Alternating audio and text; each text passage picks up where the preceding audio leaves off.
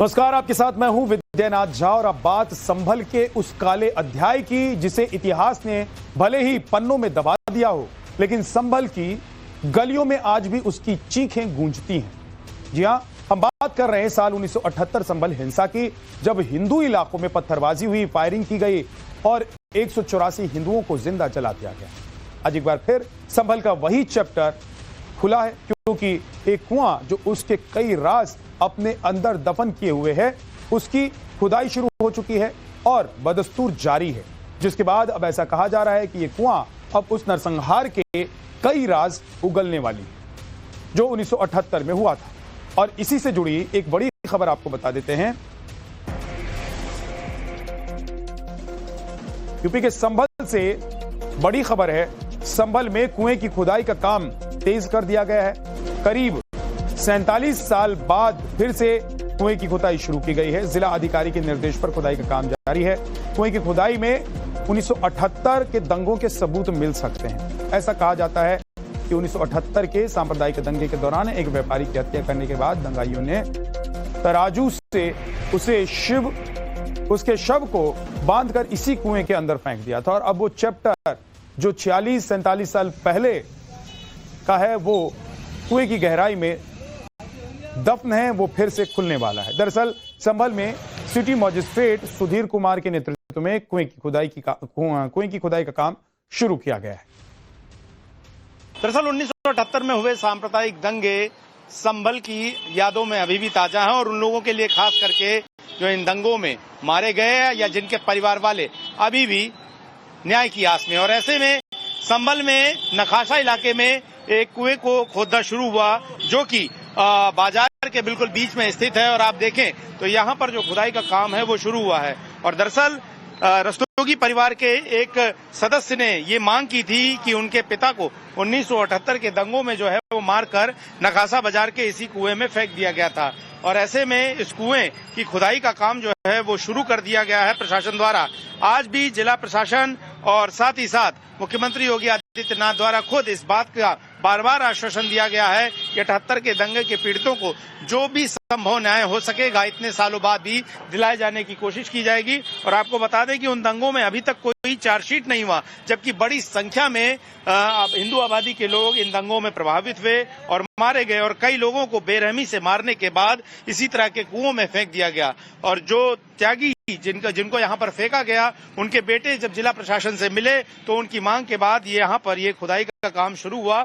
अभी ये काम जो है शुरू हुआ है, लेकिन प्रशासन का कहना है कि ऐसे तमाम जो साक्ष्य, जो नखासा बाजार का कुआं हो या फिर इस तरह के अन्य इलाके, उन सभी जगहों की फाइलों को खंगाल कर टटोल कर लोगों से मिलकर न्याय दिलाने की पूरी कोशिश होगी। और यही वजह है कि नखासा बाजार का ये कुआं सिर्फ एक कुआं या पानी का स्रोत नहीं होगा, बल्कि 1978 के दंगों के पीड़ितों की एक न्याय की उम्मीद भी होगा। वीडियो जर्नलिस्ट अंकित के साथ गौरव श्रीवास्तव, टाइम्स ऑफ भारत, संभल। चलिए आपको इस पूरे नरसंहार की स्टोरी लाइन बाय लाइन समझाने की कोशिश करते हैं। 28 मार्च 1978 को होली से एक दिन पहले, यानी कि होलिका दहन के बाद कुछ इलाकों में तनाव के दौरान कई जगहों पर झड़प हुई। 29 मार्च 1978 होली का दिन था। बाजार और दुकानें जबरन बंद कराई गई। उपद्रवियों ने जमकर भड़काऊ नारेबाजी की। हिंदू दुकान घरों में आगजनी, फायरिंग और चाकूबाजी हुई। उपद्रवियों ने 184 हिंदुओं को जिंदा जला दिया। रामशरण रस्तोगी समेत कई व्यापारियों की हत्या हुई। रामशरण रस्तोगी का शव कुएं में फेंक दिया गया। पूरे शहर में कर्फ्यू लगा दिया गया। 30 मार्च 1978 को रामशरण रस्तोगी के बेटे ने केस दर्ज करवाया।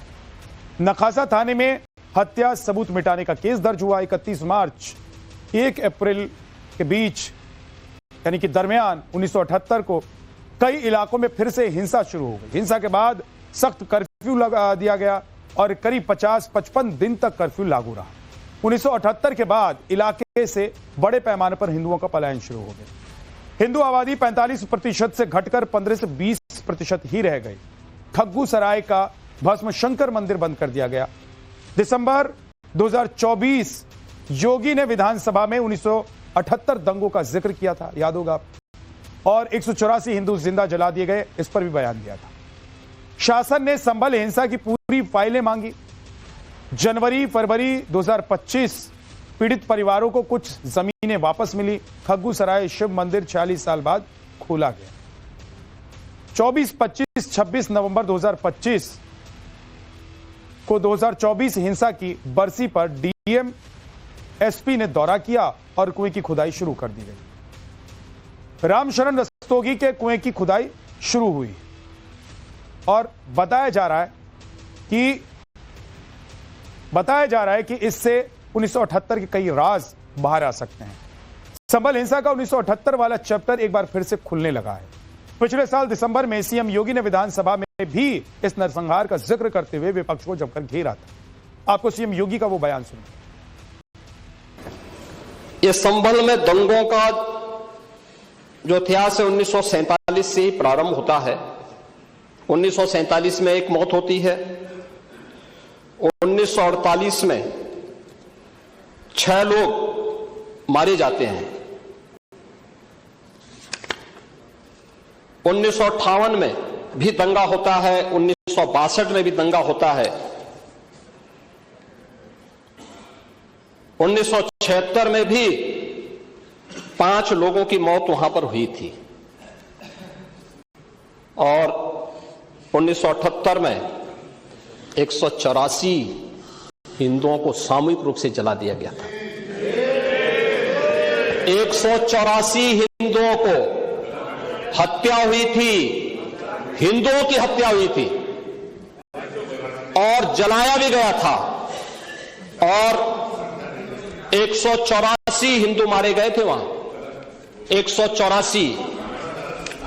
मैं वही तो कह रहा हूं ना, आप उस सच को स्वीकार नहीं करेंगे, आप उस सच्चाई को स्वीकार नहीं करेंगे और लगातार कई महीनों तक वहां कर्फ्यू था। 1980 में फिर दंगा हुआ था,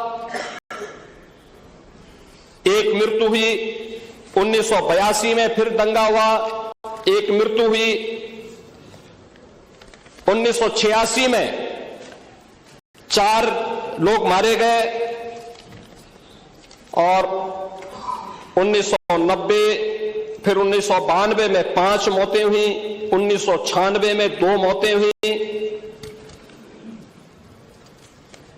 ये लगातार इस सिलसिला चलता रहा।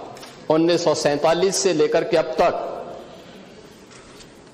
209 हिंदुओं की निर्मम हत्या वहां हुई है संभल के अंदर। 209 हिंदुओं की। और एक भी बार किसी ने उन निर्दोष हिंदुओं के लिए कभी 2 शब्द नहीं कहे, उनके प्रति, उन परिवारों के प्रति संवेदना के शब्द नहीं कहे।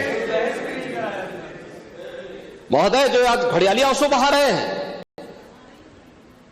ये लोग कभी भी उन निर्दोष हिंदुओं के बारे में कभी 2 शब्द नहीं कहे। अब जब इस कुएं की खुदाई का काम शुरू हो चुका है तो रामशरण रस्तोगी के परिवार ने नवभारत के कैमरे पर 1978 के उस काले अध्याय की पूरी कहानी बयां की है। उन्होंने क्या कहा है, सुनिए। सर, क्या हुआ था 1978 में? साहब, यहाँ झगड़ा हो गया था तो वो उसमें हमारे ताऊ थे यहाँ पर और हमारे फादर थे। फादर तो भाग गए थे, वो ताऊ थे, बस वो ताऊ को मार के इसमें डाल दिया था। जी।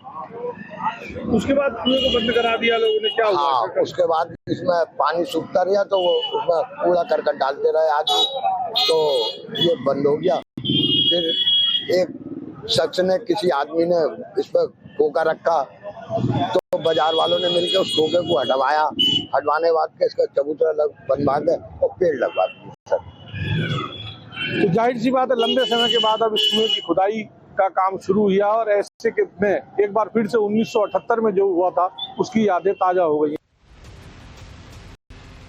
पाकिस्तानी पंजाब की मुख्यमंत्री